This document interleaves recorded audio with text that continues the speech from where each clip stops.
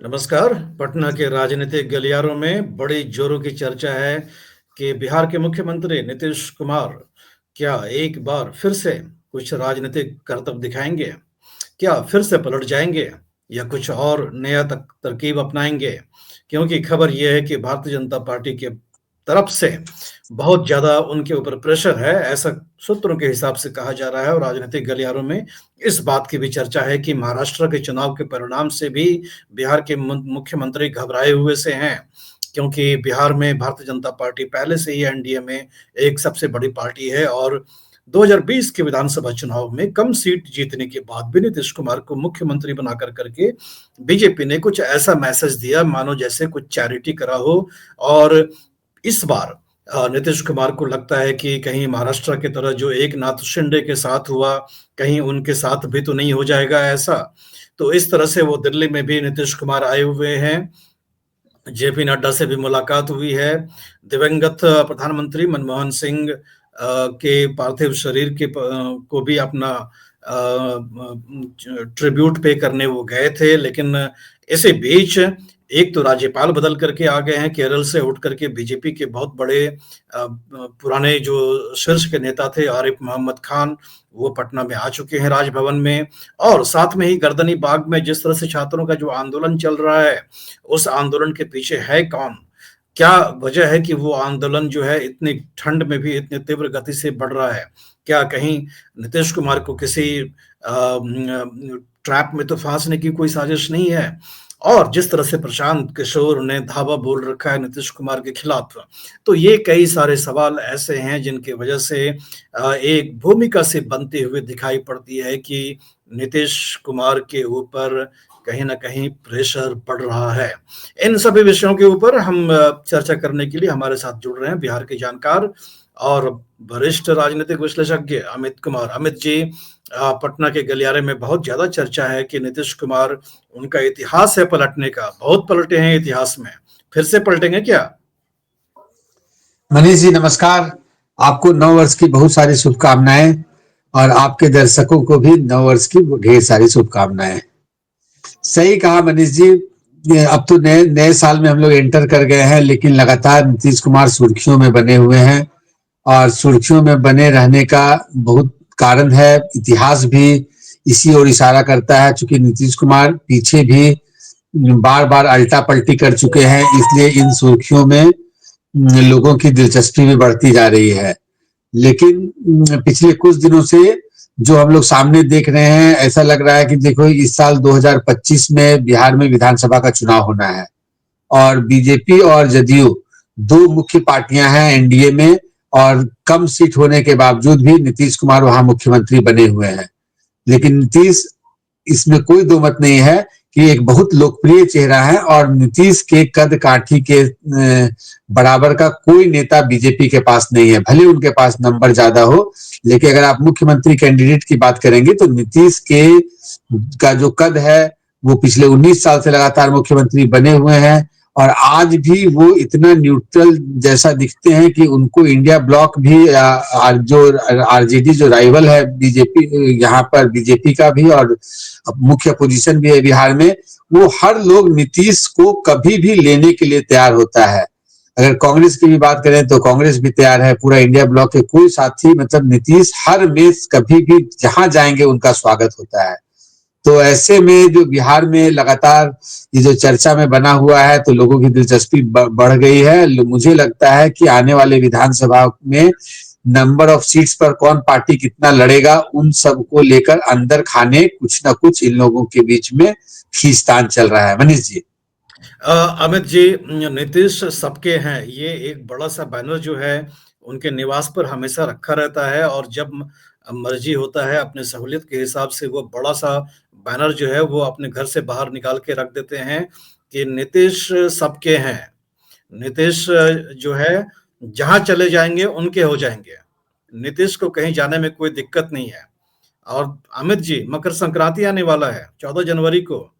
पड़ोस में ही लालू जी का घर है, राबड़ी देवी का।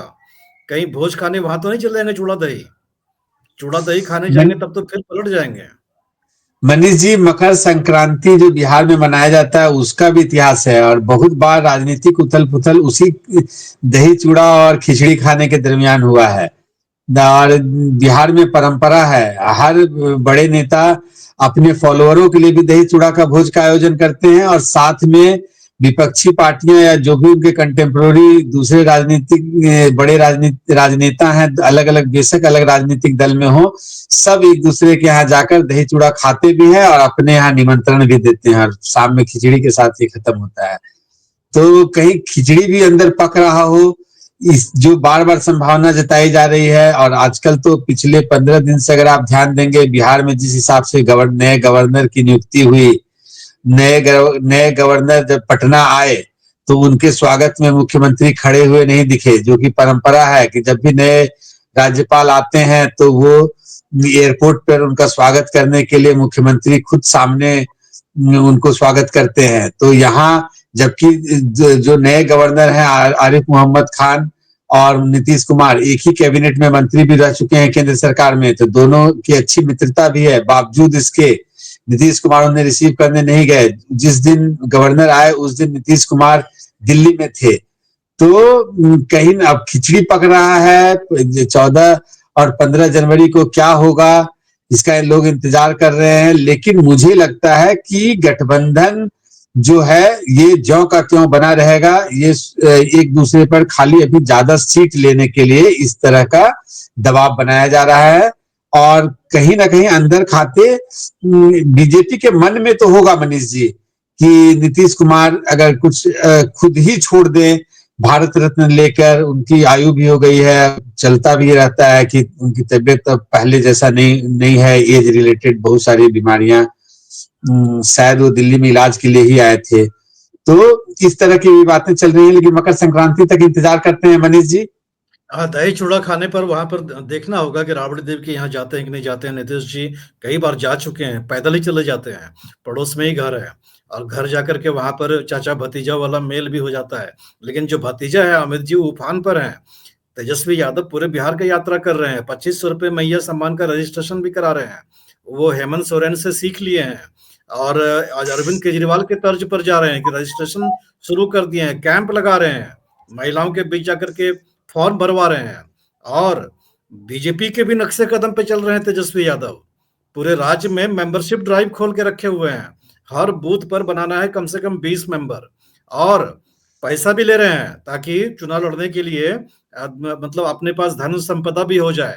उनका टारगेट है कि हर मेंबर से जो मेंबर बनाएंगे उनसे 100 रुपया भी लिया जाए। ऐसा ही शायद है, 100 रुपया है, ये पता नहीं कि 10 रुपया है क्या है। नहीं मनीष जी लेकिन मनीष जी वो भूल गए हैं कि जो बिहार की जनता है और झारखंड की जनता है या दूसरे राज्य जो दिल्ली की जनता है, सबका टेस्ट अलग अलग है मनीष जी।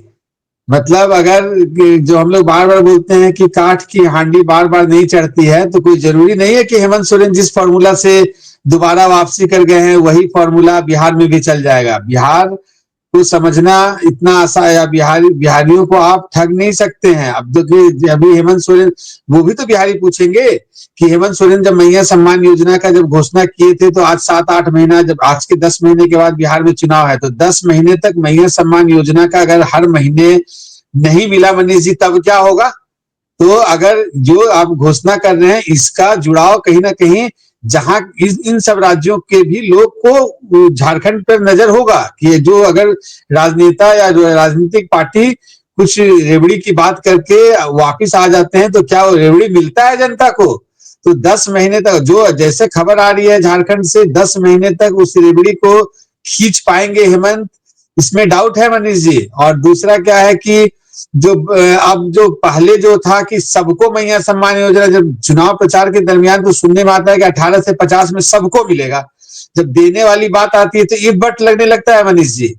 उसमें फिर होने लगती है कि भाई उसको पेंशन होल्डर नहीं होना चाहिए, सरकारी नौकरी नहीं होना चाहिए, घर में कोई इनकम टैक्स ना पे कर रहा हो, इस राज्य का नागरिक जरूर से जरूर हो। तो मनीष जी इन सब का काट छाट करते करते, अच्छा हर दफ्तर में लगातार भीड़ बना हुआ है मनीष जी फॉर्म भरवाने के लिए। झारखंड में दिन भर महिलाएं भटकते रहती हैं, उनका नाम नहीं है बहुत लोगों का। और ऐसा बात नहीं है, आदिवासी महिलाएं भी भटक रही हैं।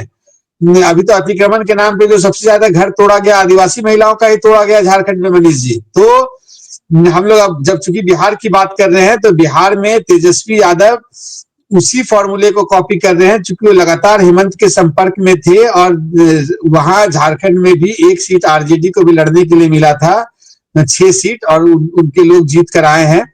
तो इसका ये मतलब नहीं है कि वही फॉर्मूला बिहार में रिपीट होगा। हाँ, लेकिन कोशिश तेजस्वी की यही है कि शायद ये मैया सम्मान योजना और हर बूथ स्तर पर लोग को जोड़कर कोशिश भी करनी चाहिए। विपक्ष को हमेशा कोशिश करनी चाहिए कि वापसी में सत्ता में करें, लेकिन नीतीश कुमार के रहते मेन अब जो बात चल रही है नीतीश कुमार की है।